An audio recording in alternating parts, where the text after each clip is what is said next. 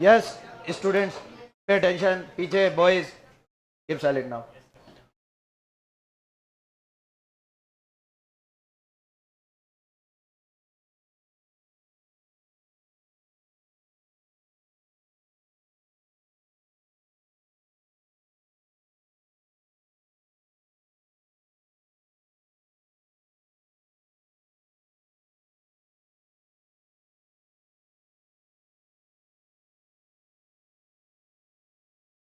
Yes अब pattern में थोड़ा चेंज है.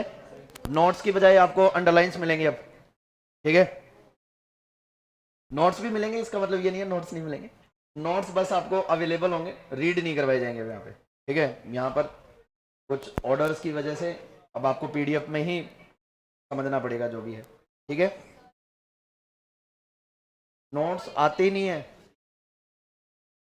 ऐप पे नहीं आ रहे, वैसे तो अवेलेबल हो रहे हैं ना. जिसने मांगे उसको नहीं मिले हो तो बताना. मिल गए ना, इनके भरोसे मत चलो. चलो कोई नहीं, पे अटेंशन. अपन ने अभी तक 3 फॉरम्स पढ़ लिए मार्केट की. कौन कौन सी? पीसीएम पढ़ा अपन ने, मोनोपोली पढ़ा अपन ने, परफेक्ट मोनोपोलिस्टिक कंपटीशन पढ़ा. तीनों में जनरल वेरिएंस क्या था? ठीक है, जनरल बातों का डिफरेंस याद रखे तो पीसीएम वो मार्केट है जिसमें लार्ज नंबर ऑफ फर्म्स होती हैं और सारी की सारी फर्में क्या कर रही हैं? होमोजीनियस प्रोडक्ट सेल करती है. मार्केट में फ्री एंट्री है, फ्री एग्जिट होता है. समझ में आ गई? सभी फर्म लॉन्ग रन के अंदर नॉर्मल प्रॉफिट अर्न करती हैं. समझ में आई है? नहीं, ये नॉर्मल बातें अपन ने पढ़ी. परफेक्ट कंपिटेटिव मार्केट का एग्रीगेट डिमांड का जो डिमांड कर्व है, एवरेज रेवेन्यू कर्व है, मार्जिनल रेवेन्यू कर्व है, प्राइस लाइन है, ये सारी पैरेलल टू हॉरिजॉन्टल एक्सिस होती है. इस वजह से डिमांड कर्व की इलास्टिसिटी परफेक्टली इलास्टिक होती है. समझ में आ गया क्या? इसके बाद में अपन ने मोनोपोली मार्केट के बारे में बात की. मोनोपोली मार्केट क्या होता है? जिसमें किसी पर्टिकुलर प्रोडक्ट का मार्केट में सिंगल सेलर होता है और क्रॉस इलास्टिसिटी 0 होती है. मतलब मार्केट में कोई भी रिलेटेड प्रोडक्ट अवेलेबल नहीं होता है. ठीक है, लॉन्ग रन के अंदर हमेशा फर्म कौन सा प्रॉफिट अर्न करती है? सुपर नॉर्मल प्रॉफिट अर्न करती है या एब नॉर्मल प्रॉफिट अर्न करती है, जिसको पॉजिटिव इकोनॉमिक प्रॉफिट भी बोलते हैं. ठीक है, एक फर्म की टोटल रेवेन्यू हमेशा टोटल कॉस्ट से ज्यादा रहती है. ठीक है, मार्केट में जो एमआर एंड एआर कर्व जो है उनकी इलास्टिसिटी कैसी होती है? इन इलास्टिक होती है, मतलब लेस देन 1 होती है. इसी वजह से इसी बात का एडवांटेज उठाते हुए मोनोपोली फर्म क्या करती है? ठीक है, प्राइस डिस्क्रिमिनेशन करती है और एबनॉर्मल प्रॉफिट अर्न करती है. प्राइस डिस्क्रिमिनेशन की 3 डिग्रियां बताई थी मैंने आपको. फर्स्ट डिग्री क्या बोलती है? कंज्यूमर टू कंज्यूमर अलग अलग प्राइस चार्ज करना. ठीक है, ये फर्स्ट डिग्री होती है. क्वांटिटी टू क्वांटिटी अलग अलग प्राइस चार्ज करना, ये सेकंड डिग्री होती है. और अलग अलग मार्केट को सब मार्केट्स में डिवाइड करके अलग अलग प्राइस चार्ज करना, वो होती है थर्ड डिग्री. आगे बात समझ में? इस तरीके से फिर मैंने बाद में बताया था मोनोपोलिस्टिक मार्केट. मोनोपोलिस्टिक मार्केट क्या होता है? जिसमें large number of buyers and sellers होते हैं ऑफ डिफरेंशिएटेड प्रोडक्ट. और डिफरेंशिएटेड प्रोडक्ट क्या होता है? जो एक दूसरे के क्लोज सब्स्टिट्यूट होते हैं बट उनमें डिफरेंस होता है on the basis of size, colour, quality, company, name of company. ठीक है, पैकेजिंग एटसेट्रा. ठीक है, प्राइस के बेस पर भी हो सकता है. समझा? यानी ये बातें. फिर मोनोपोलिस्टिक मार्केट में मैंने बताया था कि मार्केट में नई फर्मों की एंट्री एंड एग्जिट फ्री होती है, लॉन्ग रन में हमेशा नॉर्मल प्रॉफिट अर्न करती हैं, परफेक्टली अपने रिसोर्सेज को यूटिलाइज नहीं करती हैं, सब ऑप्टिमल लेवल पर ही प्रोडक्शन करती हैं. बताया था ना सब ऑप्टिमल लेवल. सब ऑप्टिमल लेवल क्या होता है? मिनिमम एलएसी से पहले ही प्रोडक्शन करना स्टार्ट कर देती हैं.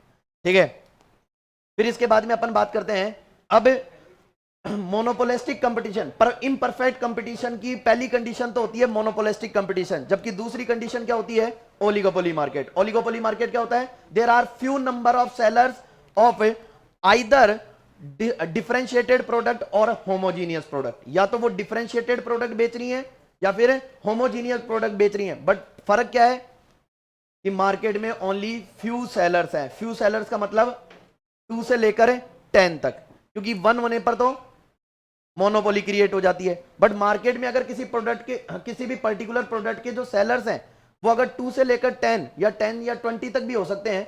ठीक है, तो इस मार्केट को अपन बोलते हैं ओलिगोपोली मार्केट. ठीक है, देखिए क्या लिखा हुआ है? Oligopoly is an important form of imperfect competition. याद रखना, किसकी फॉर्म है ये? इम्परफेक्ट कंपटीशन की. Second thing, competition among the few. ठीक है, इसमें क्या होगा कि जो फर्म्स है वो कितनी फर्म्स के बीच में कंपटीशन होगा? फ्यू नंबर ऑफ फर्म्स के बीच में. ये फ्यू टर्म याद रखना है. Large and very large. अच्छा, आपको लार्ज और वेरी लार्ज में भी डिफरेंशिएट करने के लिए कहा जाए तो कैसे करोगे? अगर मान लो आपके पास वेरी लार्ज लिखा हुआ है तो वेरी लार्ज का मतलब होता है परफेक्ट कंपिटेटिव मार्केट, और लार्ज का मतलब होता है मोनोपोलिस्टिक कंपटीशन मार्केट। अरे क्या बातें हो रही है पीछे, एक दो क्वेश्चन पीछे से पुटअप कर लेते हैं प्लीज, यहां ध्यान दे लो मैं जो पढ़ा रहा हूं, ठीक है। देखो यहां पर प्रोफेसर स्टिगलर की डेफिनेशन दी हुई है। Professor Stigler defines the oligopoly as that situation in which a firm bases its market policy in part on the expected behavior of few close rivals।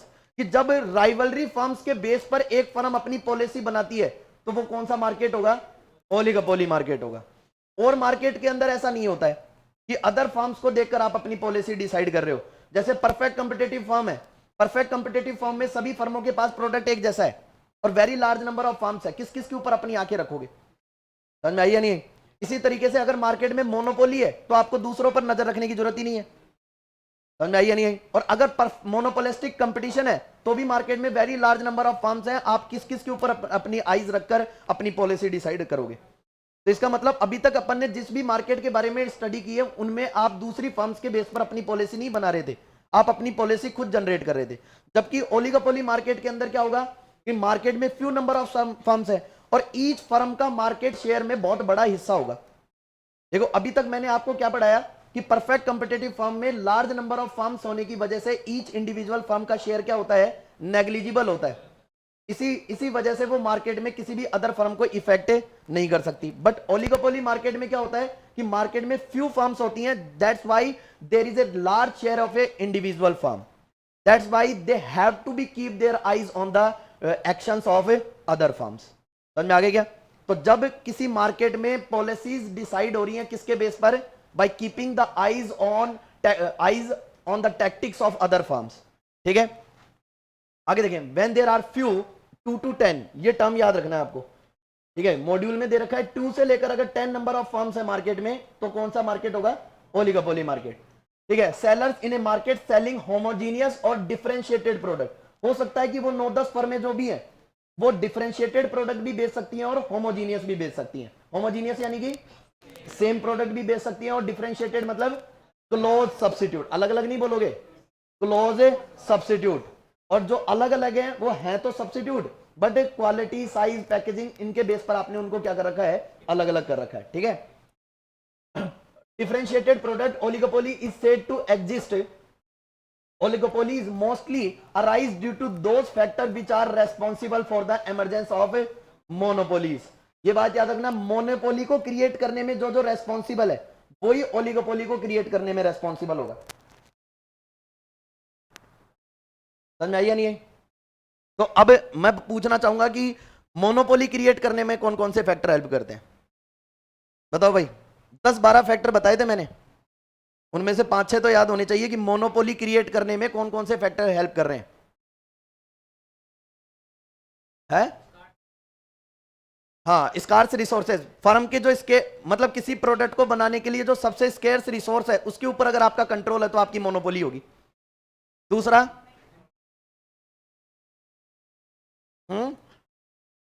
X efficiency है, गवर्नमेंट से patent करवाकर भी आप monopoly create कर सकते हो, शाबाश। और इकोनॉमीज ऑफ स्केल, अगर आप बहुत बड़े साइज पर काम कर रहे हो तो आपकी इकोनॉमीज को, आपकी कॉस्ट को दूसरी फर्में पकड़ नहीं पाएंगी, इस वजह से वो नई मार्केट में एंटर नहीं करेंगी। और बोलो, हाँ, गवर्नमेंट के specific rights.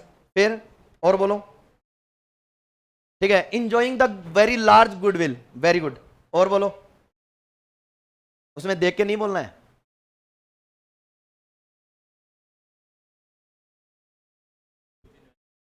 Huge investment, attractive advertisement से भी हो सकता है क्या, ठीक है, कि आपका एडवर्टीजमेंट ऐसा है, आपकी सेलिंग प्रमोशन की स्किल्स ऐसी हैं जो अदर फर्म्स नहीं कर पा रही हैं, तो भी हो सकता है। एनवायरमेंटल कंडीशन की वजह से भी हो सकता है, बताया था ना मैंने, ठीक है। एंट्री बैरियर्स की वजह से भी हो सकता है, एंट्री बैरियर जैसे एनवायरमेंटल कंडीशन कई बार एंट्री में बैरियर बन जाती हैं, ठीक है। मैंने आपको बताया था कि टी का प्रोडक्शन राजस्थान नहीं कर सकता, इसकी मोनोपोली केवल आसाम के पास है, बताया था या नहीं बताया था। तो इस तरीके से मोनोपोली क्रिएट करने के पीछे बहुत सारे फैक्टर्स हैं, उनको याद करें, ठीक है। और वही फैक्टर्स किसको क्रिएट करते हैं, ओलिगोपोली को, ठीक है, क्योंकि ये few number of firms other firms को मार्केट में एंटर करने से क्या करती हैं, रोकेंगी। किनके बेस पर, उन्हीं फैक्टर्स के बेस पर जिनके बेस पर मोनोपोली क्रिएट हो रही थी।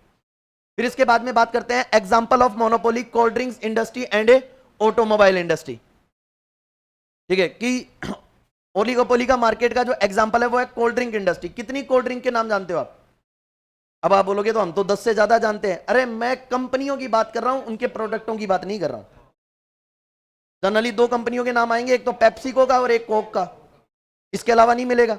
वैसे तो ये डुपोली होगी, इसके अलावा भी बहुत छोटी छोटी कई फर्में हैं, ठीक है, मार्केट के अंदर। इसी तरीके से आपने कोल्ड ड्रिंक्स देखा होगा। ऑटोमोबाइल इंडस्ट्री, ऑटोमोबाइल इंडस्ट्री किसे बोलते हैं, जो मोटर व्हीकल्स बनाती हैं।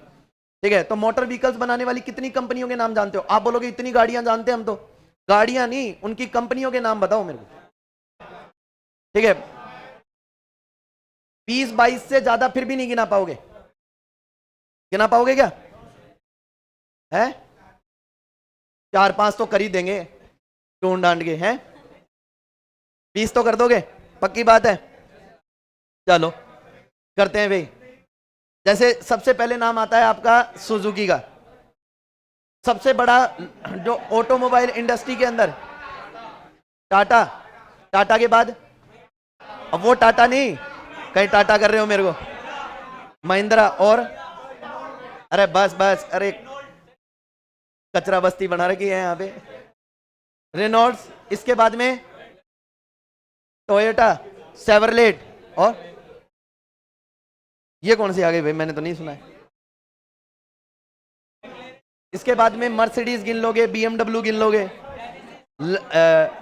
एक आता है लेक्सस आती है, कौन सी आती है, ठीक है। तो अभी भी 15 से ज्यादा नहीं हुई। बेंडरिन,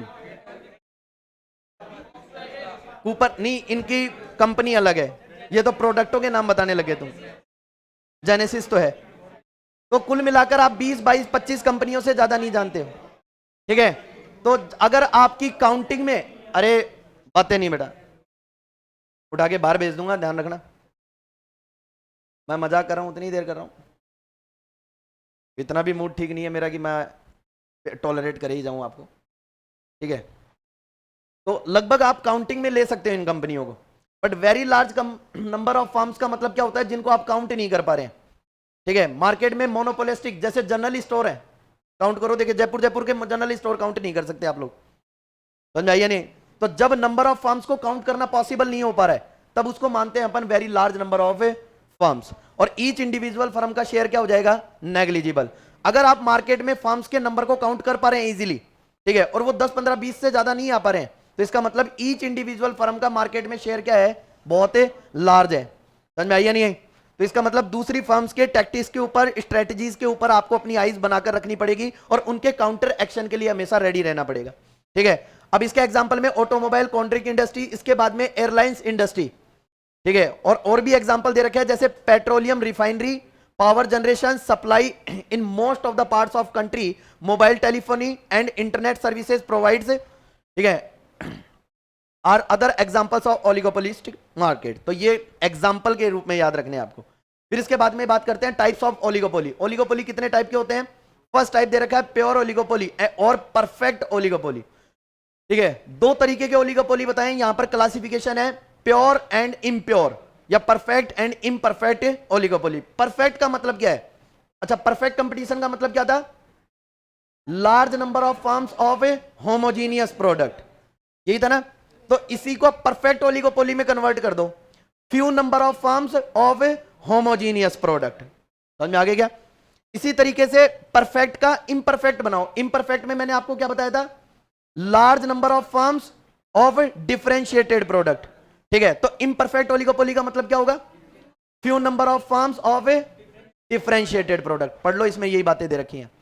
occurs when product is homogeneous. Pure oligopoly कब आएगी? जब आपका प्रोडक्ट कैसा होगा? Few number of firms are selling homogeneous product. जबकि इम्प्योर कब होगी? डिफरेंशिएटेड और imperfect oligopoly occurs when goods sold is based on product differentiation। समझ में आ गया क्या? इसके बाद में सेकंड क्लासिफिकेशन है open and closed oligopoly. Open and close, open का मतलब आना जाना फ्री है, कोई भी फर्म मार्केट में एंटर कर सकती है, नई फर्म फॉर्मर फर्म मार्केट से एग्जिट कर सकती है। इसको तो बोलते हैं क्लोज ओपन ओलिगोपोली। ठीक है, और क्लोज का मतलब न्यू फर्म्स की एंट्री के ऊपर अगर स्ट्रिक्ट बैरियर्स हैं, ठीक है, तो उसको बोलते हैं क्लोज ओलिगोपोली। समझ में आ गया क्या? तो मार्केट में अगर फर्म इजीली एंटर कर सकती हैं, इजीली एग्जिट कर सकती हैं तो ओपन ओलिगोपोली, और इजीली एंटर नहीं कर सकती, स्ट्रिक्ट बैरियर्स हैं तो क्लोज। ठीक है, इसके बाद में आता है collusive and competitive oligopoly. Collusive का मतलब जब सभी फर्में मिलकर एक ऑर्गेनाइजेशन बना लेती हैं और मोनोपोली की तरह बिहेव करती हैं तो उसको बोलते हैं कोल्यूसिव ओलिगोपोली। मतलब मार्केट में 10-12 फर्म है और सभी फर्मों ने मिलकर एक दूसरे के साथ एग्रीमेंट कर लिया और एग्रीमेंट में डिसाइड कर लिया कि कितनी प्राइस पर किस किस एरिया में कौन कौन सेल करेगा और कितनी क्वांटिटी सेल करेगा। समझ में आई या नहीं? तो इसको बोलते हैं ओलिगोपोली बाय कोल्यूजन और एग्रीमेंट। ठीक है, और कॉम्पिटिटिव ओलिगोपोली का मतलब क्या होता है कि मार्केट में किसी भी फर्म के बीच में कोई कंपटीशन नहीं हुआ, कोई भी एग्रीमेंट नहीं हुआ है, और कोई एग्रीमेंट नहीं है तो वो इंडिपेंडेंट है कंपटीशन करने के लिए। ठीक है, तो देखो क्या लिखा हुआ है, oligopoly market come to a common understanding और act in collusion with each other either in fixing price और आउटपुट और बोथ इट्स कोल्यूसिव ओलिगोपोली। कि मार्केट में सभी फर्में मिलकर या तो प्राइस फिक्स करने के लिए एग्रीमेंट कर लेंगी। ठीक है, प्राइस फिक्स करने के लिए, जैसे आपने ये देखा होगा कि आप जनरली आप नोटिस करते होंगे कि पेप्सिको के प्रोडक्ट और कोक के प्रोडक्ट हमेशा सेम प्राइस पर ही मिलेंगे। क्यों मिलते हैं? क्योंकि इनके बीच में क्या चल रहा है, कोल्यूजन चल रहा है। ठीक है, कोल्यूजन मतलब इन्होंने एग्रीमेंट कर रखा है, क्वांटिटी कितनी भी बेचो बट प्राइस दोनों प्रोडक्टों की क्या होगी, लगभग सेम रहेगी। क्यों ऐसा कोल्यूजन क्यों किया इन्होंने? ताकि मार्केट में प्राइस वॉर क्रिएट ना हो सके। और प्राइस वॉर क्या होती है कि जब दोनों कंपनियों के प्रोडक्ट एक जैसे हैं तो फर्म क्या कर सकती है, ठीक है, अपनी सेल को बढ़ाने के लिए प्राइस को कम कर सकती है। अगर एक ने कम कर दिया तो दूसरी और कम करेगी, तीसरी, और इस तरीके से प्राइस लेवल बहुत नीचे चले जाएंगे और दोनों ही कंपनियों को क्या होने लग जाएगा, लॉस। आगे बात समझ? तो प्राइस कंपटीशन को एक्सक्लूड करने के लिए या प्राइस वॉर को एक्सक्लूड करने के लिए फर्में क्या कर लेती हैं, कई बार कोल्यूजन कर लेती हैं और एक फिक्स प्राइस के ऊपर एक दूसरे के साथ एग्रीमेंट कर लेती हैं। समझ आई या नहीं? कई बार ये एग्रीमेंट प्राइस को लेकर हो सकता है, कई बार क्वांटिटीज को लेकर हो सकता है, या फिर दोनों को लेकर भी हो सकता है। ठीक है, तो जब सभी फर्में मिलकर, फ्यू फर्म्स मिलकर एग्रीमेंट करती हैं related to price, quantity and both, ठीक है, तो इसको बोलते हैं कोल्यूजन। जबकि एब्सेंस ऑफ सच अंडरस्टैंडिंग मतलब को बिना किसी अंडरस्टैंडिंग के काम कर रहे हैं, अंडरस्टैंडिंग मतलब कोई एग्रीमेंट नहीं किया, absence of such understanding among the firms and they compete with each other, it is called competitive oligopoly. समझ में आ गया क्या? जैसे कि अभी मैंने आपको बताया जो ऑटोमोबाइल कंपनियां हैं, ऑटोमोबाइल कंपनियों की जो कारें हैं वो अलग अलग प्राइस पर मिलेंगी आपको। सेम सेगमेंट की कार अलग अलग प्राइस पर मिल सकती है, मिल सकती है क्या?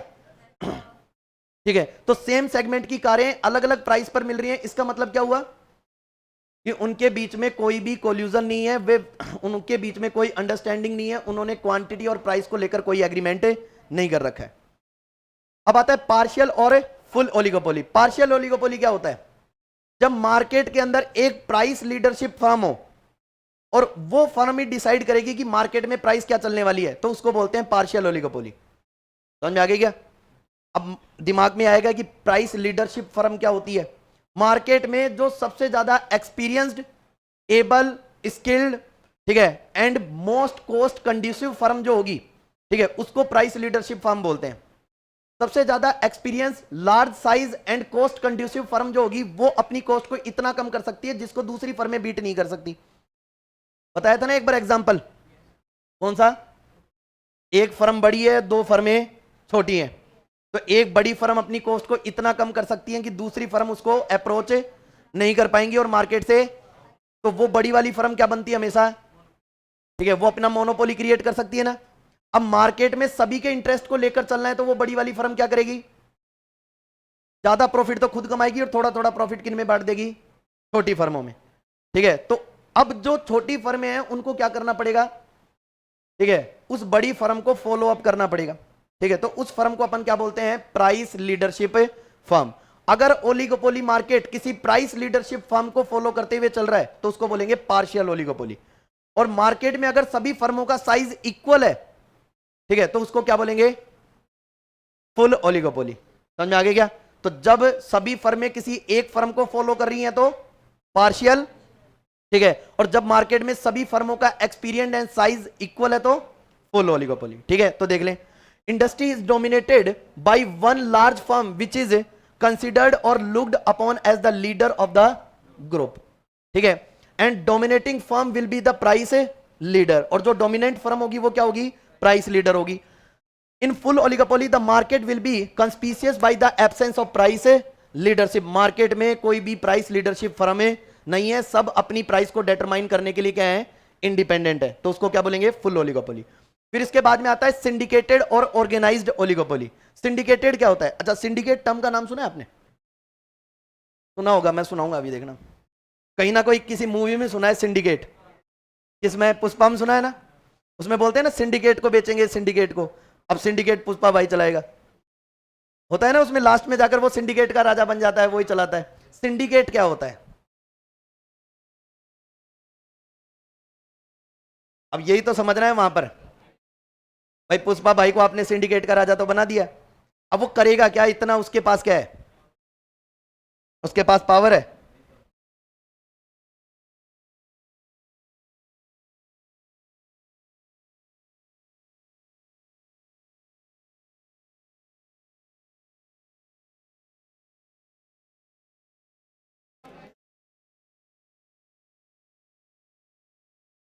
ठीक है,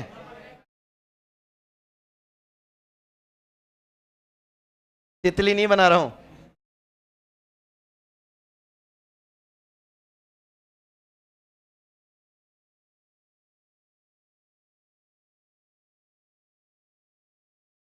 ठीक है, देखो कि जब किसी पर्टिकुलर प्रोडक्ट को प्रोड्यूस करने वाली फ्यू फर्म्स किसी एक एजेंसी को या किसी एक फर्म को अपना प्रोडक्ट सेल करती हैं, समझ में आइए नहीं, और इसी के थ्रू ये फर्में क्या करती है, अपने प्रोडक्ट को मार्केट में सेल या किसी अदर फर्म्स को सेल करती हैं अपना प्रोडक्ट, तो इसको बोलते हैं सिंडिकेट।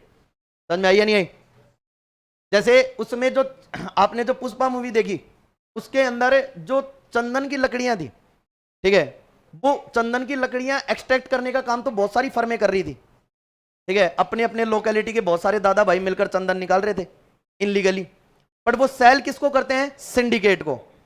सिंडिकेट को सेल करने का मतलब वो डायरेक्ट मार्केट में जाकर प्रोडक्ट को सेल नहीं कर सकते, वो फ्यू फर्म्स क्या करेंगी, किसी ऑर्गेनाइज्ड एजेंसी को क्या करेंगी, अपना प्रोडक्ट सेल करेंगी।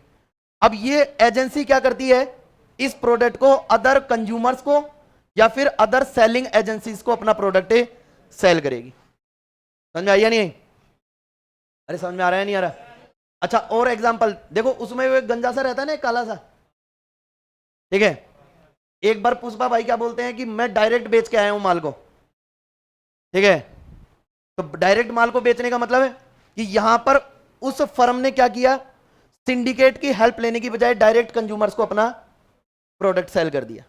इसी बात पर लेकर उसमें लड़ाई हो जाती है, होती है नहीं होती, तो मूवी को उस टाइम पे समझ नहीं पाए हो गया ये कर क्या रहे हैं, ठीक है। तो सिंडिकेटेड का मतलब ये है कि एक ऑर्गेनाइज्ड फर्म या एजेंसी होगी जो फ्यू ओलिगोपोली फर्म से अपना प्रोडक्ट परचेज करेगी और other selling and retail firms को उस प्रोडक्ट को सेल करेगी, तो इसको बोलते हैं, ठीक है, सिंडिकेटेड ओलिगोपोली। देखें, और इसके बाद में आता है ऑर्गेनाइज्ड ओलिगोपोली।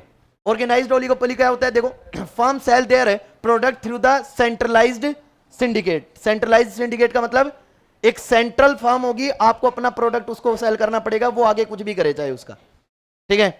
और इसके बाद में आता है organized oligopoly refers the situation where the firms organize themselves into a certain central association for fixing price, output quotas etcetera. जब सभी फर्में मिलकर एक ऑर्गेनाइजेशन बना लेती हैं तो उसको क्या बोलते हैं, ऑर्गेनाइज्ड ओलिगोपोली, ठीक है। जहां यहां मैंने सिंडिकेट का एग्जांपल लिया है, यहां पर तो सारी फर्में सिंडिकेट को अपना प्रोडक्ट सेल कर रही हैं, जबकि ऑर्गेनाइज्ड ओलिगोपोली के अंदर फर्में क्या करेंगी, अपना ही क्या बना लेंगी, एक ऑर्गेनाइजेशन बना लेंगी और सारी फर्में मिलकर डिसाइड कर लेंगी कि कितनी प्राइस पर कितनी क्वांटिटी सेल करनी है। समझ में आई या नहीं आई, तो इसको बोलते हैं ऑर्गेनाइज्ड ओलिगोपोली है। ये सिंडिकेट को अलग कर रहा है ऑर्गेनाइज से, ये एक क्लासिफिकेशन है, और कोल्यूसिव एंड कॉम्पिटिटिव अलग क्लासिफिकेशन है। कोल्यूसिव और ऑर्गेनाइज्ड लगभग सिमिलर है, ठीक है, बट कोल्यूसिव का जो कंसेप्ट है वो कॉम्पिटिटिव के साथ लेकर आए, और यहां पर ऑर्गेनाइज्ड को क्लासिफाई किया है किससे?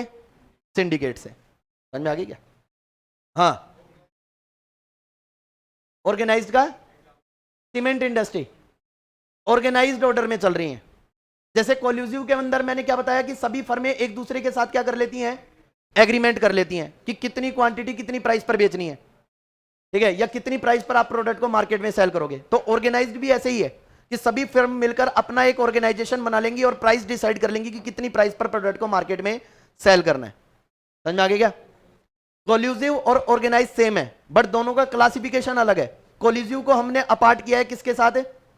कॉम्पिटिटिव के साथ, ठीक है, और ऑर्गेनाइज्ड को हमने अपार्ट किया है किसके साथ? सिंडिकेट के साथ। अब बात करते हैं characteristics of oligopoly market. Oligopoly market की कैरेक्टरिस्टिक्स को समझने के लिए सबसे पहले बात तो आपको यह समझनी है कि ईच इंडिविजुअल फर्म का मार्केट शेयर बहुत लार्ज होगा। आगे बात समझ में? अगर मार्केट से एक भी फर्म एग्जिट कर गई तो उसका बहुत बड़ा एडवांटेज दूसरी फर्मों को मिलेगा। समझाइए नहीं? जैसे ओलिगोपोली मार्केट के अंदर अभी मैं एग्जांपल ले रहा था ऑटोमोबाइल इंडस्ट्री का, या टेलीफोनी इंडस्ट्री का नाम ले लेते हैं। टेलीफोनी में अगर वोडाफोन मार्केट से आउट हो गई तो इसका एडवांटेज किसको मिलेगा? एयरटेल एंड जियो को मिलने वाला है। सबको जियो की लग रही है, ठीक है। मिलेगा या नहीं मिलेगा? छोटा सा एडवांटेज मिलेगा या बहुत बड़ा मिलेगा? जबकि परफेक्ट कंपिटेटिव मार्केट में अपन ने क्या पढ़ा था कि मार्केट में अगर एक जनरल स्टोर बंद भी हो गया तो दूसरी फर्मों को कोई स्पेशल एडवांटेज नहीं मिलेगा। समझ में आई या नहीं आई? तो ओलिगोपोली मार्केट में ईच इंडिविजुअल फर्म का शेयर बहुत लार्ज होने की वजह से ईच फर्म चाहती है कि दूसरी फर्म मार्केट से क्या हो जाए? आउट हो जाए, क्योंकि दूसरी फर्म मार्केट से आउट होगी तभी उसके एडवांटेजेस एंड बेनिफिट्स बढ़ेंगे। ठीक है, तो देखें, small number of large firms. Oligopoly market के अंदर नंबर ऑफ फर्म्स बहुत स्मॉल होंगे बट फर्मों का साइज बहुत लार्ज होगा। समझ में आ गया क्या? जबकि मोनोपोलिस्टिक कंपटीशन इसका जस्ट उल्टा है। मार्केट में नंबर ऑफ फर्म्स तो क्या होंगे? Large, but each individual firm का साइज क्या होगा? स्मॉल। छोटी छोटी साइज की बहुत सारी फर्में होंगी, जबकि ओलिगोपोली मार्केट में लार्ज साइज की बहुत कम फर्में होंगी। ठीक है, large firm excise considered control over the market, और मार्केट में ईच इंडिविजुअल फर्म का साइज लार्ज होने की वजह से उसका मार्केट के ऊपर पूरा कंट्रोल होगा। वो अपनी प्राइस को भी चेंज कर सकता है और क्वांटिटी को भी। समझ में आ गया क्या? इसके बाद में strong barriers to entry. Market में नई फर्मों की एंट्री के ऊपर क्या मिलेंगे आपको? बैरियर्स। आपने देखा होगा कि मार्केट में अभी तक ऑटोमोबाइल इंडस्ट्री के अंदर जो पुरानी फर्में काम करती आ रही हैं लगभग वही काम कर रही हैं। कोई नई फर्म को मार्केट में आते हुए देखा है आपने? ठीक है, किसको आते हुए देख लिया भाई? किया तो बेटा बहुत पुरानी कंपनी है, पहले नाम उसका फेमस नहीं हो पाया था, सडनली फेमस हो गया तो आपको लग रहा है कि मार्केट में अब आई है। मार्केट में अब नहीं आई है। अब इसका एग्जांपल मैं देता हूं, जियो कंपनी अभी आई है ना, 5-6 साल पहले नहीं था जियो का कोई नाम, रिलायंस के नाम से चल रही थी। बट जब जियो आई थी कंपनी तब उसके पैरेलल रिलायंस भी चल रही थी। ठीक है, टेस्ला मार्केट में तुम्हारे यहां दिखी होगी ना टेस्ला, तो जहां टेस्ला थी वहां तो पहले से ही थी वो। देखो, अगर किसी फर्म को यहां पर मना नहीं किया है कि मार्केट में नई फर्म एंटर नहीं कर सकती, नई फर्मों की एंट्री के ऊपर क्या मिलेगा आपको? बैरियर मिलेगा। अब उस बैरियर को जो ब्रेक कर जाएगा वो तो एंटर कर जाएगा। जैसे जियो, टेस्ला, ये कंपनियां इतने लार्ज स्केल पर प्रोडक्शन कर रही हैं कि ये इजीली मार्केट के अंदर एंटर कर सकती है। समझ में आई या नहीं? बट अगर कोई नई कंपनी है जिन्होंने प्रोडक्शन अभी स्टार्ट ही किया है वो इस मार्केट में एंटर नहीं कर पाएगी। ठीक है, तो नई फर्मों की एंट्री के ऊपर बैरियर्स हैं, बट ये इसका मतलब ये नहीं है कि मार्केट में नई फर्म एंटर नहीं कर सकती। अगर उन बैरियर्स को ब्रेक कर देती है तो वो फर्म मार्केट में एंटर भी कर सकती है, पर इतना आसान नहीं होगा। अब इन सारी बातों के चलते ये प्रॉपर्टी क्रिएट होती है। सबसे पहली प्रॉपर्टी है स्ट्रेटेजिक इंटरडिपेंडेंसी। स्ट्रेटेजिक इंटरडिपेंडेंसी का मतलब कि सभी फर्में एक दूसरे के ऊपर इंटरडिपेंड होंगी। ये कैरेक्टरिस्टिक किसी भी मार्केट में नहीं है। ऊपर आई थी क्या? आपने मोनोपोलिस्टिक कंपटीशन पढ़ा और पीसीएम पढ़ा, वहां पर कोई दूसरे के ऊपर इंटरडिपेंडेंसी नहीं थी। क्यों? क्योंकि परफेक्ट कंपिटेटिव के अंदर तो सभी फर्मों के पास प्रोडक्ट कैसा था? होमोजीनियस, और सिंगल फर्म मार्केट को इफेक्ट नहीं कर सकती। और जब कोई सिंगल फर्म मार्केट को इफेक्ट ही नहीं कर सकती तो दूसरे पर इंटरडिपेंड होने की जरूरत नहीं है। इसी तरीके से मैंने मोनोपोलिस्टिक कंपटीशन के बारे में कहा कि मोनोपोलिस्टिक कंपटीशन में भी मार्केट में लार्ज नंबर ऑफ फर्म्स होता है। लार्ज नंबर ऑफ फर्म्स होने की वजह से सिंगल फर्म मार्केट को इफेक्ट नहीं कर सकती, तो इसलिए इंटरडिपेंड होने की जरूरत नहीं है।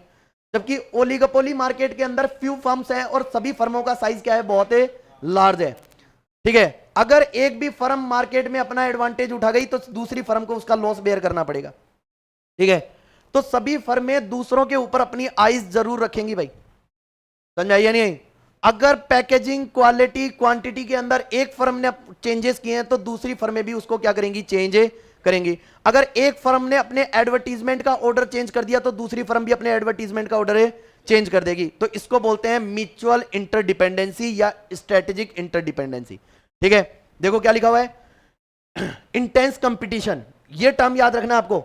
इंटेंस कंपटीशन किस में देखने को मिलेगा, इंटेंस का मतलब है यहां पर सबसे ज्यादा कंपटीशन जो देखने को मिलेगा वो काम देखने को मिलेगा ओलिगोपोली के अंदर। और रियल लाइफ कंपटीशन देखने को भी आपके किस में मिलेगा, ओलिगोपोली में। ऊपर वाली कंडीशंस में भी इमेजिनरी हो सकती हैं, ठीक है, बट ओलिगोपोली मार्केट जो है ये हमारे रियल लाइफ की कंडीशन है, रियल वर्ल्ड में देखने को मिलेगी। ठीक है, देखिए, a firm has to necessarily respond to its rival actions. Necessarily respond का मतलब क्या है यहां पर, कि ईच फर्म जो है वो दूसरी फर्म के रेस्पॉन्ड का काउंटर अटैक जरूर करेगी भाई। समझ में आ रही है नहीं आ रही? काउंटर अटैक करने का मतलब कि अगर एक फर्म ने प्राइस को चेंज किया है तो डेफिनेटली दूसरी फर्म भी प्राइस को, एक फर्म ने एडवर्टीजमेंट का ऑर्डर चेंज किया है तो दूसरी भी करेगी। तो इसका मतलब काउंटर एक्शन के लिए ईच फर्म रेडी रहेगी हमेशा। ठीक है, आगे देखें, and simultaneously the rivals also respond to the firm से एक्शन। अगर उस फर्म ने एक्शन ले लिया तो राइवलरी फर्म भी एक्शन लेंगी। ठीक है, this is because when the number of competitors is few, any change in price output product by a firm will have direct effect on the fortunes of the rivals, who will then retaliate by changing their own prices, output and advertisement technique as the case may be। इसका मतलब, Fortune का मतलब है कि अगर एक firm ने अगर किसी भी तरीके से अपनी स्ट्रेटजी को चेंज कर दिया तो वो दूसरी फर्म के फॉर्चून को डिसाइड कर सकता है, मतलब दूसरी फर्म के भाग्य को डिसाइड कर सकता है। ठीक है, एक फर्म का बेटर एडवर्टीजमेंट ऑर्डर दूसरी फर्म के प्रोडक्ट को मार्केट से आउट कर सकता है। समझ में आई या नहीं आई? आज प्रेजेंट में ज्यादातर शॉप के ऊपर आपको लेस देखने को मिलेगा, अंकल चिप्स नहीं देखने को मिलेगा। क्यों भाई? क्योंकि आपने नोटिस किया होगा कि अंकल चिप्स कंपनी जो है, ठीक है, वो काफी लॉन्ग स्पैन ऑफ टाइम के साथ एडवर्टीजमेंट रिलीज नहीं कर रही है। देखा है कभी अंकल चिप्स का एडवर्टीजमेंट? ठीक है, तो इसका मतलब वो फर्म लेस के लिए अपना कोई काउंटर एक्शन रेडी नहीं कर रही है। ठीक है, तो सीधी सी बात है, धीरे धीरे मार्केट में उसकी सेल क्या होती जा रही है, कम होती जा रही है। ठीक है, वो अब क्यों नहीं कर रही है, कैसे नहीं कर रही है, वो बात अलग है। ठीक है, बट यहां पर सीधी सी बात है, अगर एक फर्म ने दूसरी फर्म के एक्शन का काउंटर एक्शन नहीं लिया तो सीधी सी बात है वो मार्केट से क्या होगी, आउट हो जाएगी। इसलिए इंटरडिपेंडेंसी होती है। आगे देखो, importance of advertisement and A selling cost. अच्छा, ये चीज मैंने ऊपर कहीं नहीं पढ़ाई आपको, और पढ़ाई है तो कौन से मार्केट में पढ़ाई है? पीसीएम के अंदर कोई सेलिंग कॉस्ट बेयर करने की जरूरत नहीं है। क्यों नहीं है? क्योंकि सभी के पास प्रोडक्ट कैसा है, होमोजीनियस है। अगर आपने कोई एडवर्टीजमेंट किया तो उसका एडवांटेज किसी दूसरी फर्म को भी मिल सकता है, इसलिए कोई firm advertisement and selling cost bear नहीं करेगी। ठीक है, मोनोपोली के अंदर वैसे जरूरत नहीं है क्योंकि मार्केट में आपका कोई कंपटीटर नहीं है। समझ में आ गई?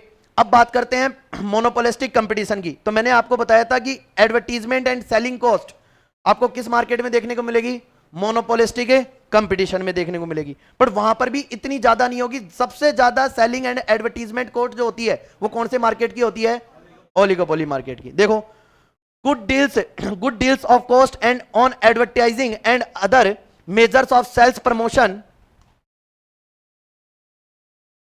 इन such type of market avoid the price cutting. देखो, ओलिगोपोली मार्केट के अंदर प्राइस कट करने की बजाय, प्राइस कंपटीशन करने की बजाय फर्में क्या करती हैं, नॉन प्राइस कंपटीशन का सहारा लेती हैं। नॉन प्राइस कंपटीशन क्या होता है? What is the non price competition?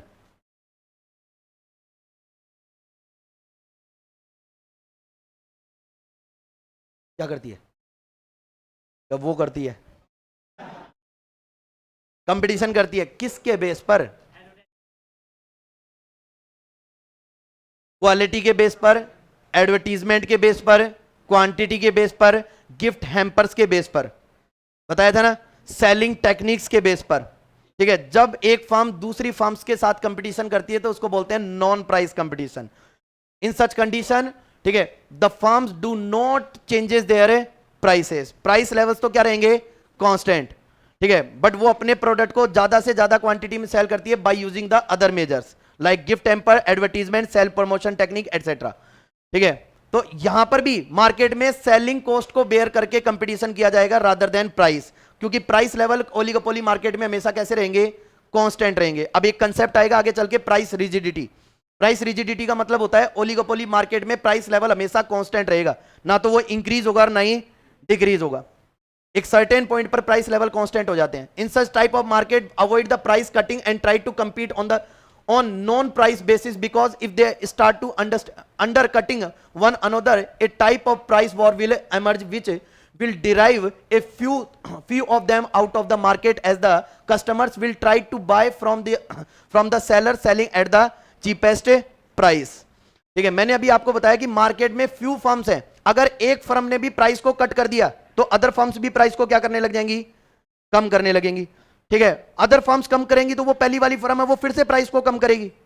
इससे क्या होगा, मार्केट में प्राइस वॉर क्रिएट हो जाएगा, और प्राइस वॉर क्रिएट होने से मार्केट में कस्टमर्स हमेशा उसके पास जाएंगे जिसके पास प्राइस चीपेस्ट होगी, सबसे कम होगी। समझ में आ रही है नहीं आ रही? तो ऐसा करते करते धीरे धीरे प्राइस लेवल्स इतने कम होने लग जाएंगे कि some of them get exit from a market, और उन फर्मों में से कुछ फर्में मार्केट से एग्जिट कर लेंगी। ठीक है, तो इसका मतलब प्राइस कटिंग को क्या करते हैं अपने अवॉइड, और सेल प्रमोशन या कंपटीशन करते हैं किसके बेस पर, advertisement and selling promotion techniques. इसके बाद में आता है ग्रुप बिहेवियर। ग्रुप बिहेवियर का मतलब जनरली ये देखा गया है कि ओलिगोपोली मार्केट में जो फर्म्स होती हैं वो ग्रुप के अंदर वर्क करती हैं। ग्रुप में वर्क करने का मतलब क्या है, ठीक है, मिलकर काम करेंगी, लगभग प्राइस लेवल को एक जैसा मेंटेन करेंगी, एक जैसा क्वालिटी प्रोडक्ट मेंटेन करेंगी। ठीक है, देखो, theory of oligopoly is a theory of group behaviour. यहां पर ये स्टेटमेंट याद रखना है आपको कि which market has the group behaviour, किस मार्केट में आपको ग्रुप बिहेवियर देखने को मिलेगा, केवल और केवल ओलिगोपोली मार्केट में। आगे देखो क्या लिखा है, फर्म में agree to pull together as a group in promotion of their common interest. और सभी फर्में ग्रुप में काम क्यों करती हैं, to promote their common interest, क्योंकि अगर फर्म ने ग्रुप बिहेव में काम नहीं किया तो some of them get exit from market, उनमें से कुछ फर्में लॉसेस बेयर करने की वजह से मार्केट से एग्जिट कर सकती हैं। तो कलेक्टिव इंटरेस्ट और कॉमन इंटरेस्ट को कंसीडर करते हुए सभी क्या करेंगे, ग्रुप बिहेव के अंदर काम करेंगे। ठीक है, इसके बाद में एक अंडरलाइन दे रखी है, each oligopolist closely watches the business behaviour of other oligopolist in the industry and design his moves on the basis of some assumptions of how they behave or are likely to behave। ये statement याद रखना है, how they behave or likely to behave, कि other firm कैसा behave करने वाली है या कैसा बिहेव कर रही है। ठीक है, तो ये एजम्पशन चलती है किसके अंदर, ओलिगोपोली मार्केट के अंदर। और इसके बाद में आता है price and output decision in oligopolist market. Price और आउटपुट का डिसीजन कैसे लेंगे, अच्छा मेरे को एक बात बताओ, पीसीएम के अंदर प्राइस डिटर्मिनेशन कैसे होता है भाई, इंडस्ट्रीज करती हैं किसके बेस पर, डिमांड एंड सप्लाई के फोर्सेस के बेस पर। जहां पर डिमांड कर सप्लाई कर को इंटरसेक्ट करता है वहीं पर प्राइस डिटरमाइन होती है, और उसी प्राइस को ईच इंडिविजुअल फर्म क्या कर लेती हैं, एक्सेप्ट कर लेती हैं। यही तो होता है। फिर मैंने इसके बाद में आपको बताया था कि आउटपुट कैसे डिटरमाइन करती है पीसीएम फर्म। प्राइस डिसाइड करना पीसीएम के हाथ में नहीं है क्या? मैंने आपको यही बोला था कि परफेक्ट कंपिटेटिव फर्म्स जो होती हैं उनका प्राइस पर कोई कंट्रोल नहीं होता, वो अपने प्रॉफिट को मैक्सिमाइज करती हैं on the basis of quantity, क्योंकि फर्म जो है वो क्वांटिटी एडजस्टर होती है, वो क्वांटिटी को तो कम ज्यादा कर सकती है बट प्राइस को चेंज नहीं कर सकती। तो एक पीसीएम फर्म अपने प्रॉफिट को मैक्सिमाइज करती है किसके बेस पर, क्वांटिटी के बेस पर। और क्वांटिटी कैसे डिटरमाइन करती है, what is the condition, how many conditions are there to determine the lucrative quantity of sale. 3 conditions are there, what is, first condition is marginal cost of the firm must be equal to the MR. और where MC equals to MR there MC must be increasing. And third condition, आप बोलोगे third की दो सब conditions होती हैं, एक short term के लिए और एक लॉन्ग टर्म के लिए। अब MC MR की कंडीशन फुलफिल होने के बाद में अगर मिनिमम AVC किसके इक्वल है, AR के इक्वल है या उससे कम है, तब तो फर्म प्रोडक्शन करेगी, अदरवाइज प्रोडक्शन नहीं करेगी। और लॉन्ग रन के अंदर फर्म की मिनिमम LAC अगर फर्म की एवरेज रेवेन्यू के इक्वल है या कम है, तब तो फर्म प्रोडक्शन करेगी, अदरवाइज प्रोडक्शन नहीं करेगी। ठीक है, ये PCM की क्वांटिटी डिटरमाइन करने की कंडीशंस है। अब बात करते हैं मोनोपोली मार्केट की। मोनोपोली में क्या कंडीशन है? अब मोनोपोली के अंदर तो प्राइस पर भी पूरा कंट्रोल होता है और क्वांटिटी पर भी। ठीक है, तो कैसे डिटरमाइन होगी प्राइस एंड क्वांटिटी? सब ऑप्टिमल लेवल पर डिसाइड होगी, पहली बात। दूसरी बात, कंडीशन क्या क्या है इसमें भी वही कंडीशंस हैं। क्या? पहली, MR equals to MC, MC must be increasing and in short run the minimum AVC must be equal और less than to AR and in long run LAC equals to AR and less than to AR। ठीक है, यही सारी condition है, but यहां पर वो condition apply नहीं होंगी। यहां पर क्या अप्लाई होगा? देखो, when a oligopolistic firm changes its price, its rival firms will retaliate or react and change their prices, which turn the would affect the demand of the former firm. Therefore an oligopolistic firm cannot have sure and determined demand करो। अब यहां पर कुछ याद नहीं रखना है आपको, स्टेटमेंट याद रखना है। क्या? cannot have sure determined demand करो, कि जो ओलिगोपोलिस्टिक फर्म होती है उसका डिमांड कर्व फिक्स नहीं होता है। फिक्स होने का मतलब, जैसे अभी आपने पढ़ा होगा कि PCM मार्केट के अंदर demand curve parallel to the horizontal axis होता है। ठीक है, आपने मोनोपोली में पढ़ा था कि डिमांड कर्व लेस इलास्टिक होता है, मोनोपोलिस्टिक कंपटीशन में पढ़ा था इलास्टिक होता है। ठीक है, जबकि ओलिगोपोलिस्टिक मार्केट के अंदर डिमांड कर्व डिटरमाइंड नहीं होगा, एक फिक्स डिमांड कर्व नहीं होगा। तो होगा कैसा? किंग डिमांड कर्व होगा। सुना है कभी किंग डिमांड कर्व का नाम? नहीं सुना? 12th में नहीं आया आपके माइक्रो इकोनॉमिक्स, इसमें 11th में आया था? अच्छा, डिलीटेड था। खूब एडवांटेज उठाए हैं डिलीटेड के, अब भुगतने पड़ रहे हैं। ठीक है, तो याद क्या रखना है आपको? इनडेटरमाइंड डिमांड कर्व कौन से मार्केट में मिलेगा आपको? ओलिगोपोली मार्केट के अंदर। ठीक है, इसके बाद में प्राइस आउटपुट मॉडल्स, प्राइस और आउटपुट को डिटरमाइन करने के कुछ मॉडल्स बताए हैं। ठीक है, ये मॉडल्स के नाम याद रखने हैं। पहला मॉडल क्या है? Ignore the interdependency, their interdependency and make their decisions independently, कि सभी फर्म इंडिपेंडेंटली डिसीजन ले रही हैं, दूसरे पर डिपेंड नहीं कर रही हैं। पहला मॉडल याद रहेगा क्या? What is the first model of price determination? The firms are independent, they are not interdependent on other firms. ठीक है, अपने आप में अपनी मनमर्जी से डिसीजंस ले रही हैं। ये फर्स्ट मॉडल है ओलिगोपोली का। देखो आगे क्या लिखा है? When interdependency is ignored the demand curve becomes definite and equilibrium output is found out by the equating marginal cost equal to revenue. क्या लिखा हुआ है? कि जब एक फर्म इंडिपेंडेंटली काम करती है, ठीक है, तो उसका डिमांड कर्व क्या मिलेगा? डेफिनेट। डेफिनेट का मतलब एक फिक्स डिमांड कर्व होगा। अभी मैंने ऊपर क्या बोला कि ओलिगोपोली मार्केट का डिमांड कर्व फिक्स नहीं होता है, और यहां पर बोल रहा है कि डिमांड कर्व डेफिनेट होता है, मतलब फिक्स होता है। कैसे?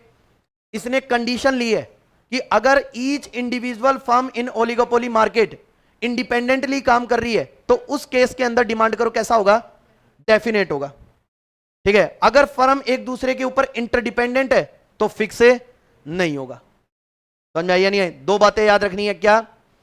कि अगर फर्म इंडिपेंडेंटली काम कर रही है, दूसरों के ऊपर इंटरडिपेंड नहीं है, ठीक है, तब तो डिमांड कर्व क्या होगा?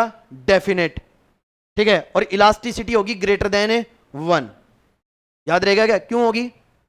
या तो वो सारी की सारी होमोजीनियस प्रोडक्ट बना रही हैं, या वो सारी की सारी क्लोज सब्स्टिट्यूट, और मार्केट में जब क्लोज सब्स्टिट्यूट होते हैं तो इलास्टिसिटी ग्रेटर देन 1 होती है। समझ में आ गया क्या? तो greater than 1 elastic demand curve होगा।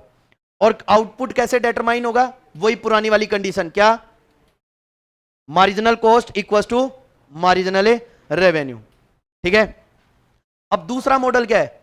some economists assume that oligopolist is able to predict the reaction pattern of his competitors and on the basis of his prediction, कि अपने प्रिडिक्शन के बेस पर वो डिसाइड करते हैं कि उनका कंपटीटर क्या डिसीजन लेने वाला है, ठीक है। अपने एक्सपीरियंस एंड नॉलेज का यूज करके जब फर्म प्रिडिक्ट करती है कि दूसरी फर्में क्या एक्शन लेने वाली हैं, तो इसको बोलते हैं सेकंड मॉडल ऑफ ओलिगोपोली। इसमें क्या होगा, कुरनोट मॉडल, एक मॉडल चलता है, नाम है प्रोफेसर का कुरनोट। कुरनोट मॉडल क्या कहता है, the firms control variable is output in contrast to price. इसके अंदर एक फर्म अपने आउटपुट को चेंज करती है बजाय किसके, प्राइस के, ठीक है। क्योंकि प्राइस को चेंज करके कोई भी फर्म अपने प्रॉफिट को मैक्सिमाइज नहीं कर सकती। क्यों, क्योंकि ओलिगोपोली मार्केट में अगर आपने प्राइस को चेंज कर दिया, ठीक है, तो क्या स्टार्ट हो जाएगा, प्राइस वॉर स्टार्ट हो जाएगा और मार्केट में धीरे धीरे प्राइस लेवल से कम होने लग जाएंगे, जिसका लॉस सभी फर्मों को बेयर करना पड़ेगा, ठीक है। तो कुरनोट मॉडल में ये कहा, क्या कहा गया कि फर्में जो है वो केवल और केवल आउटपुट को डिटरमाइन कर सकती हैं, प्राइस को डिटरमाइन नहीं कर सकती। दे डू नॉट कोल्यूड, और वो कोल्यूड भी नहीं है। कोल्यूड का मतलब क्या होता है, एक दूसरे के साथ एग्रीमेंट करना। फिर इसके बाद में आता है स्टेकलबर्ग्स मॉडल। हाँ, Stackelberg's, the leader commits to an output before all the firms. अब स्टेकलबर्ग ने एक मॉडल दिया था जिसका नाम था लीडर मॉडल। लीडर मॉडल के अंदर कि लीडर फर्म जो है वो डिसाइड करेगी प्राइस को, ठीक है, और आउटपुट लेवल को, कि अदर फर्म्स कितना प्रोडक्शन करेंगी और किस प्राइस पर सेल करेंगी, ये कौन डिसाइड कर रहा है, लीडर फर्म। और ये मॉडल किसने दिया है, स्टेकलबर्ग ने।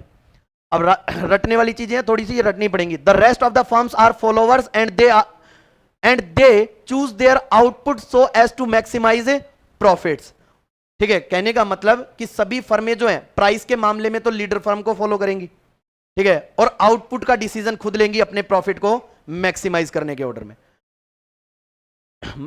Given the leader's output according to Bertrand model. अब लास्ट थर्ड मॉडल है इसका, price is control variable for firms and each firm independently set its price in order to maximize a profit, ठीक है। और थर्ड मॉडल क्या कहता है, ठीक है, थर्ड मॉडल ये है कि फर्म इंडिपेंडेंट है, वो अपनी प्राइस को डिटरमाइन कर सकती है in order to maximize the profit. इसके बाद में थर्ड अप्रोच आती है। The third approach is that oligopolist enter into the agreement and try to pursue their common interest, कि सभी फर्मों ने मिलकर क्या कर लिया, एग्रीमेंट कर लिया और कॉमन इंटरेस्ट के लिए काम कर रही हैं, तो इसको बोलते हैं third model. They jointly act as a monopoly organization. याद रखना कि सभी फर्में मिलकर अगर एक ऑर्गेनाइजेशन बना लेती हैं तो वो किसकी तरह रिएक्ट करेंगी, मोनोपोली की तरह। ये बात पहले भी आई थी, मैंने आपको बताया था कि मोनोपोली एक क्रिएट की जा सकती है किसके बेस पर, on the basis of cartel and collusion. मैंने आपको जो 12 फैक्टर्स बताए थे मोनोपोली क्रिएट करने के लिए, वहां पर आया था ये नाम, ठीक है, कि कार्टेल एंड कोल्यूजन के थ्रू भी मार्केट में क्या क्रिएट किया जा सकता है, मोनोपोली, ठीक है। तो जब ओलिगोपोली फर्म क्या करती हैं, एक दूसरे के साथ एग्रीमेंट करके कोल्यूजन क्रिएट कर लेती हैं, तो मार्केट में क्या क्रिएट हो जाएगा, मोनोपोली। और सभी फर्में किसकी तरह बिहेव करेंगी, मोनोपोली फर्म की तरह। वो मार्केट प्राइस से ज्यादा प्राइस चार्ज करेंगी और हमेशा लॉन्ग रन में कौन सा प्रॉफिट अर्न करेंगी, एबनॉर्मल प्रॉफिट। आगे बात समझ में, fix their prices in such a manner that their joint profits are maximised.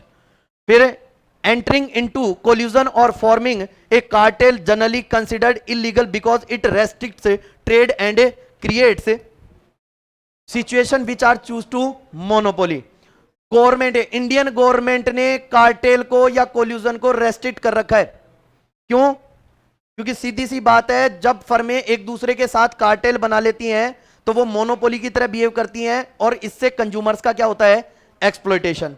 Employees and consumers दोनों के एक्सप्लॉयटेशन को रेस्ट्रिक्ट करने के लिए, रोकने के लिए गवर्नमेंट ने कार्टेल को क्या कर रखा है, इनलीगल कर रखा है। हमारी कंट्री के अंदर कार्टेल नहीं चला सकते आप लोग, ठीक है, और सिंडिकेट भी नहीं चला सकते भाई। सिंडिकेट और कार्टेल दोनों के दोनों हमारी कंट्री के अंदर क्या है, इनलीगल है। क्यों, क्योंकि सिंडिकेट एंड कार्टेल का यूज करके आप कंज्यूमर्स को एक्सप्लॉइट कर सकते हैं, मार्केट प्राइसेस से ज्यादा प्राइस चार्ज कर सकते हैं और ज्यादा प्रॉफिटरिंग कर सकते हैं, ठीक है, इसलिए गवर्नमेंट ने इलीगल कर रखा है। बट फिर भी इसके कुछ एग्जांपल्स हैं। ओपेक, ओपेक का नाम सुना है, organization of petroleum exporting countries. 14 कंट्रियों ने मिलकर, 18 है शायद, 18 कंट्रीज ने मिलकर क्या कर रखा है, ऑर्गेनाइजेशन बना रखा है, ठीक है, जिसमें ये अरेबियन कंट्रीज जो है, इजिप्ट वगैरह जो है, ओमान है, यमन है, ठीक है, सऊदी अरबिया है, ठीक है, दुबई है, इन कंट्रियों ने मिलकर क्या कर रखा है, ऑर्गेनाइजेशन बना रखा है। और ये ऑर्गेनाइजेशन के थ्रू ही क्या करती हैं, पेट्रोल को एक्सपोर्ट करती हैं। इन सभी कंट्रियों के पेट्रोल के प्राइसेस फिक्स हैं, क्योंकि इन्होंने क्या कर रखा है, कार्टेल या कोल्यूजन कर रखा है एक दूसरे के साथ। समझ में आई या नहीं आई? तो इसका एग्जाम्पल याद रखना है आपको, कार्टेल का एग्जाम्पल क्या है। अब इसके बाद में आता है price leadership firm. Price leadership क्या होती है? टाइम हो गया क्या लगभग? चलो कोई, अच्छा 1 घंटे का ही था क्या आज?